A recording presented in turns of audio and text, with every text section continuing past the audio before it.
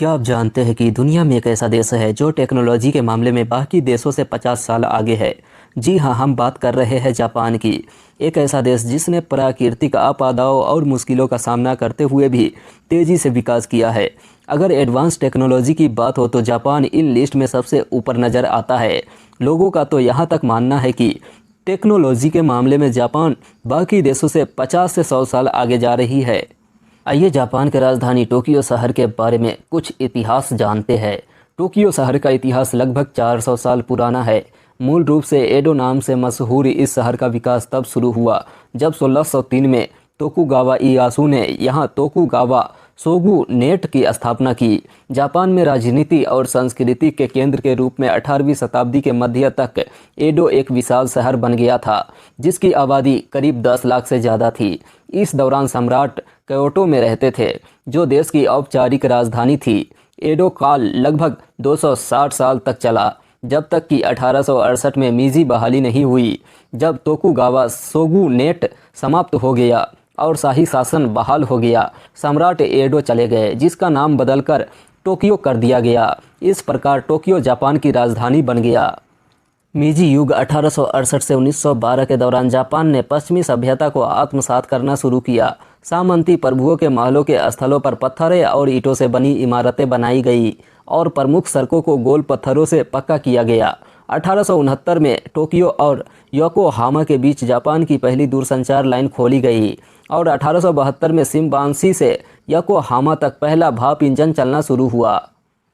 पश्चिमी hair style ने पुरुषों द्वारा पहने जाने वाले पारंपरिक टॉप कोट की जगह ले ली और बॉलर हेट, हाई कॉलर और बस्टल स्कर्ट फैशन की ऊंचाई पर थे। 1882 में जापान के पहले प्राणी उत्थान योनो में खोले गए। 1885 में सरकार की कैबिनेट प्रणाली को अपनाया गया और ईटो हिरोबुमी जापान के पहले प्रधानमंत्री बने। 1889 में जापान के साम्राज्य के संविधान के प्रचार के साथ जापान ने एक आधुनिक राज्य की राजनीतिक प्रणाली की स्थापना की। ताइसो युग 1912 से 1926 के दौरान शहरों में काम करने वाले लोगों की संख्या में वृद्धि हुई और नागरिकों का बढ़ता अनुपात उपभोक्ता जीवन शैली जीने लगा। शैक्षिक मानकों में सुधार हुआ और उच्च विद्यालयों में पढ़ने वाली लड़कियों की संख्या में भी वृद्धि हुई। थिएटर और ओपेरा जैसी प्रदर्शन कलाएं फली फूली। सितंबर 1923 में टोक्यो ग्रेट काटो भूकंप से तबाह हो गया था। भूकंप के कारण लगी आग ने शहर के केंद्र को जलाकर राख कर दिया। 1,50,000 से ज़्यादा लोगों के मारे जाने या लापता होने की सूचना मिली थी और लगभग 3 लाख घर नष्ट हो गए थे। भूकंप के बाद शहर के पुनर्निर्माण की योजना तैयार की गई थी, लेकिन क्योंकि अनुमानित लागत राष्ट्रीय बजट से ज़्यादा थी, इसलिए इसका केवल एक छोटा हिस्सा ही साकार हो पाया। ग्रेट काटो भूकंप के तुरंत बाद सोवा युग 1926 से 1989 की शुरुआत निराश के माहौल में हुई। फिर भी जापान की पहली मेट्रो लाइन 1927 में आसाकुसा और यूनो के बीच खोली गई और 1928 में सार्वभौमिक पुरुष मताधिकार के अधिनियम के बाद पहली बार डाइट के प्रतिनिधि सभा के लिए 16वें आम चुनाव हुए। 1931 में टोक्यो हवाई अड्डा पूरा हुआ और 1941 में टोक्यो बंदरगाह खोला गया। 1935 तक टोक्यो की निवासी आबादी 6.36 मिलियन हो गई थी, जो न्यूयॉर्क और लंदन की आबादी के बराबर थी। हालांकि 1941 में छिले प्रांत युद्ध का टोक्यो पर बहुत बड़ा प्रभाव पड़ा। युद्ध समय की दक्षता के लिए टोक्यो प्रांत और टोक्यो शहर की दोहरी प्रशासनिक व्यवस्था को समाप्त कर दिया गया और 1943 में प्रांत और शहर को मिलाकर टोक्यो महानगर बनाया गया। इस प्रकार महानगरीय प्रशासनिक व्यवस्था स्थापित की गई और एक गवर्नर नियुक्त किया गया। युद्ध के अंतिम चरण में टोक्यो पर 102 बार बमबारी की गई। सबसे भारी हवाई हमला 10 मार्च 1945 को हुआ, जिसमें जान माल का बहुत ज़्यादा नुकसान हुआ। युद्ध 2 सितंबर 1945 को समाप्त हुआ, जब जापानी सरकार और सैन्य प्रतिनिधियों ने आत्मसमर्पण के साधन पर हस्ताक्षर किए। टोक्यो का अधिकांश हिस्सा बमबारी से बर्बाद हो गया था और अक्टूबर 1945 तक जनसंख्या घटकर 3.49 मिलियन रह गई थी, जो 1940 के स्तर से आधी थी। मई 1947 में जापान का नया संविधान और स्थानीय स्वायत्तता कानून लागू हुआ और नई व्यवस्था के तहत लोकप्रिय वोट से सेइचिरो यासुई को टोक्यो का पहला गवर्नर बनाया गया। उसी साल अगस्त में वर्तमान 23 विशेष वाडवेह प्रणाली टोक्यो मेट्रोपोलिस में शुरू हुई। 50 का दशक राष्ट्र के लिए धीरे धीरे सुधार का समय था। 1953 में टेलीविज़न प्रसारण शुरू हुआ और 1956 में जापान संयुक्त राष्ट्र में शामिल हो गया। 1950 में कोरियाई युद्ध के फैलने से उत्पन्न विशेष खरीद उछाल से आर्थिक सुधार में विशेष रूप से सहायता मिली। इसके कारण 1960 के दशक में जापान में तीव्र आर्थिक विकास की अवधि में प्रवेश हुआ। तकनीकी नवाचारों और नए उद्योग और प्रौद्योगिकी की शुरुआत के कारण इस अवधि में सिंथेटिक फाइबर और घरेलू बिजली के उपकरणों जैसे कि टेलीविज़न, रेफ्रिजरेटर और वॉशिंग मशीन का बड़े पैमाने पर उत्पादन शुरू हुआ। परिणाम स्वरूप टोक्यो के निवासियों के रोज़मर्रा के जीवन में काफ़ी बदलाव आया।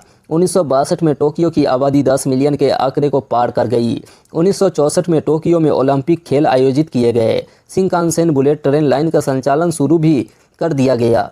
मेट्रोपॉलिटन एक्सप्रेसवे खोला गया जिसने टोक्यो की वर्तमान समृद्धि की नींव रखी। 1970 के दशक में प्रवेश करते ही तेज आर्थिक विकास का तनाव स्पष्ट हो गया, क्योंकि देश वायु और नदियों के प्रदूषण के साथ साथ उच्च स्तर के शोर जैसे पर्यावरणीय मुद्दों से घिरा हुआ था। 1973 के तेल संकट ने कई वर्षों के तेज आर्थिक विकास को रोक दिया। 1980 के दशक में टोक्यो ने अपनी बढ़ती वैश्विक आर्थिक गतिविधि और सूचना समाज के उद्भव के परिणाम स्वरूप आर्थिक विकास में बड़े कदम उठाए। टोक्यो दुनिया में सबसे सक्रिय प्रमुख शहरों में से एक बन गया, जिसमें अत्याधुनिक तकनीक, सूचना, संस्कृति और फैशन जैसे आकर्षण के साथ साथ उच्च स्तर की सार्वजनिक सुरक्षा भी शामिल थी। 1986 के बाद से भूमि और एस्कॉर्ट की कीमतें ऊपर की ओर बढ़ी, एक घटना जिसे बबल इकोनॉमिक के रूप में भी जाना जाता है। जापान ने बुलबुला अर्थव्यवस्था के तहत जबरदस्त विकास का आनंद लिया, लेकिन 1990 के दशक की शुरुआत में बुलबुला फटने के साथ लंबे समय तक आर्थिक मंदी के कारण कर राजस्व में गिरावट ने महानगरीय वित्त की स्थिति को गंभीर बना दिया। हालांकि टोक्यो 2 कार्मिक राजकोषीय पुनर्निर्माण कार्यक्रमों के माध्यम से इस वित्तीय संकट से उबरने में सक्षम था। संख्या भी टोक्यो में वापस आने लगी और 1997 में 12 वर्षों में पहली बार इन इमिग्रेशन ने आउट इमिग्रेशन को पार कर लिया। 2001 में टोक्यो की जनसंख्या 12 मिलियन तक पहुंच गई और 2010 में 13 मिलियन को पार कर गई। वहीं मार्च 2011 में पूर्वी जापान में आए भीषण भूकंप ने तोहोकू क्षेत्र को तबाह कर दिया था और टोक्यो भी गंभीर रूप से प्रभावित हुआ था। इस आपदा से प्राप्त अनुभवों का उपयोग करते हुए टोक्यो अपने संकट प्रबंधन तंत्र को और मजबूत करने के लिए प्रयास कर रहा है। जापान ने कितना ज़्यादा संघर्ष किया है आप ज़रूर समझ गए होंगे। प्लीज़ वीडियो को लाइक करके चैनल को सब्सक्राइब जरूर कर लीजिएगा। उम्मीद करता हूँ आप ज़रूर करेंगे। और हाँ दोस्तों, जापान टेक्नोलॉजी में इतना आगे कैसे पहुँचा, इसका 10 प्रमुख कारण है। चलिए उसके बारे में जानते हैं। नंबर 10, जापानी लोगों के खान पान। जापान में ओबेसिटी यानी मोटापे के मामले बहुत कम है और वहाँ के लोग ज़्यादा लंबी उम्र भी जीते हैं। इसके पीछे वजह है उनका हेल्दी खाना। जापानी खाना फ्रेश और अनप्रोसेस्ड होता है, जिसमें बहुत कम प्रिजर्वेटिव होते हैं। प्रिजर्वेटिव का मतलब ऐसे प्राकृतिक या मानवकृत रसायन को कहते हैं जिसे कुछ मात्रा में डालने से खाना औषधि, रंग, लकड़ी, जीव वैज्ञानिक वस्तुओं व अन्य चीज़ें कीटाणुओं के प्रभाव या अनचाहे रासायनिक बदलाव से खराब होने से सुरक्षित की जाती है। इसके साथ ही जापानी खाने में एंटी एजिंग एलिमेंट होते हैं और इसे दुनिया का हेल्दी भोजन माना जाता है। नंबर 9, जापान को सबसे सुरक्षित देशों में भी गिना जाता है। जापान में क्राइम रेट साल दर साल लगातार गिर रही है। साल 2002 में यहाँ 2.8 मिलियन क्राइम रेट के मामले दर्ज किए गए थे। वहीं साल 2017 में ये आंकड़ा घटकर 1 मिलियन से भी कम रह गया है। आप एक ज़रूरी बात जो अब हम आपको बताने जा रहे हैं, जापानी भाषा में हेलो को कहने के लिए आपको क्या कहना होगा। अब सुनिए क्या कहना होगा। कोनिचिवा। कोनिचिवा हेलो कहने के लिए आपको कोनिचिवा कहना पड़ेगा। शब्द का इस्तेमाल किया जाता है किसी भी फ़ोन पर, मतलब वहाँ के लोग कैसे भी बात करते हैं तो वहाँ के लोग हेलो नहीं बोलते हैं, वो लोग कोनिचिवा बोलते हैं। इसका इस्तेमाल किया जाता है। जापानी भाषा का सबसे ज़्यादा जाना माना पहचान वाला शब्द है। जापानी भाषा में जापान के लोग सुबह कहने के लिए ओहायो शब्द का इस्तेमाल करते हैं। जापानी भाषा में शुभ संध्या कहने के लिए कोनब नवा शब्द का इस्तेमाल करते हैं। नंबर 8, सफाई के मामले में जापान बहुत आगे है। वहाँ हर कुछ बहुत साफ साफ नज़र आता है, मतलब सड़क वगैरह हर कुछ। वहाँ के पब्लिक टॉयलेट किसी 5 स्टार के टॉयलेट के से भी एडवांस नज़र आते हैं। जापानी स्कूलों में सफाई ज्ञान का हिस्सा होता है। बच्चों को स्कूल में सफाई करना सिखाया जाता है। वहाँ के लोग कम्युनिटी क्लीनअप में भी अक्सर भाग लेते हैं। कन्वीनियंस स्टोर, यहाँ की वेंडिंग मशीन से अब सिर्फ खाने या पीने की चीज़ें ही नहीं, कॉस्मेटिक, बैटरीज या पर्सनल आइटम भी खरीद सकते हैं। यहाँ के कन्वीनियंस स्टोर पर सामान खरीदने के अलावा दूसरे फैसिलिटी भी उपलब्ध रहती है, जैसे कि bill payment, kiosk, ATM, wifi, delivery facility और भी बहुत कुछ। ऑटोमेशन रोबोट से तो जापानी लोगों को खास लगाव है। जापान के कैफ़े, रेस्टोरेंट या मेट्रो स्टेशन पर रोबोट आपको काम करते हुए आसानी से दिख जाएंगे। वहाँ खाना परोसते भी रोबोट नज़र आते हैं, आपके लिए किराने का सामान लेकर आते हैं। जापान में रोबोट का इस्तेमाल कई दूसरे कामों के लिए भी किया जाता है, जैसे नेचुरल डिजास्टर। रोबोट भूकंप और तूफान जैसी प्राकृतिक आपदाओं में लोगों को बचाने का काम करते हैं। जापान के एयरपोर्ट पर उतरते ही रोबोट आपका स्वागत करता हुआ नजर आएंगे। दोस्तों, वैसे तो ये बहुत ही कमाल की बात है, लेकिन ज़रा सोचिए, आप किसी रिश्तेदार के पास जाए और कोई आदमी नहीं वहाँ बल्कि कोई मशीन आपका स्वागत करेंगे तो आपका मूड कैसा होगा, ज़रा कमेंट करके बताना। पब्लिक ट्रांसपोर्ट, जापानी लोग अपनी समय पालन, समय के पाबंद के लिए जाने जाते हैं और यही बात उनके पब्लिक ट्रांसपोर्ट सिस्टम में भी साफ नज़र आती है।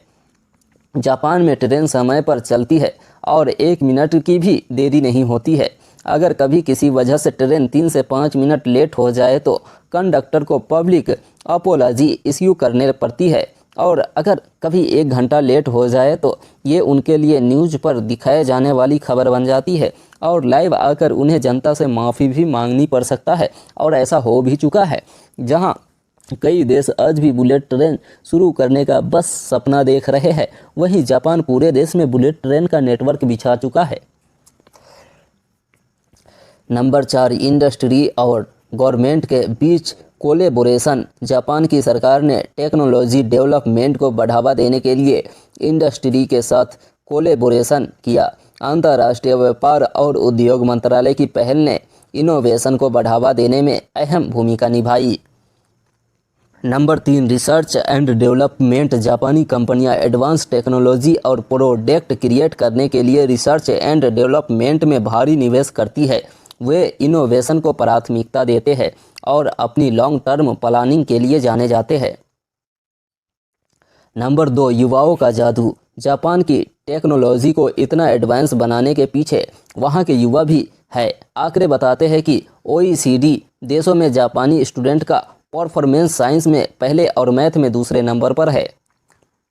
तो सबसे ज़्यादा महत्वपूर्ण है एजुकेशन पर फोकस। जापान की सफलता में एजुकेशन सिस्टम का अहम रोल है। किसी भी देश को आगे बढ़ाने में शिक्षा का खास योगदान होता है, जिसे जापान के लोग अच्छी तरह समझते हैं।